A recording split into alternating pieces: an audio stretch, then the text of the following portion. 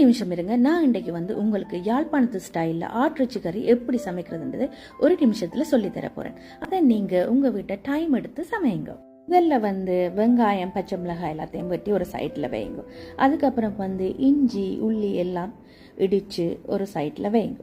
அதுக்கப்புறம் அடுப்பில் ஒரு சட்டியை வச்சு அது எண்ணெயை ஊற்றி கொஞ்சம் கொதிக்க விட்டா பிறகு பெருஞ்சீரம் கடுகை போட்டு கொஞ்சம் வதக்குங்க. வதக்கினா பிறகு வெங்காயம் பச்சை மிளகாய் கருவேப்பிள்ளை மற்றது ரம்பையில் எல்லாத்தையும் போட்டு வதக்குங்க. வதக்கினா பிறகு கொஞ்சம் வதங்கி வந்தா பிறகு இஞ்சி உள்ளியையும் போட்டு வதக்குங்க. இஞ்சி உள்ளி கொஞ்சம் பச்சை வாசம் போகும் வரைக்கும் கொஞ்சம் வதக்கி அதுக்கப்புறம் இறைச்சியும் போட்டு நல்லா கிளறுங்க. கிளறைக்குள்ள உப்பையும் போடுங்க. நான் சேர்க்கிறது கல்லுப்பு.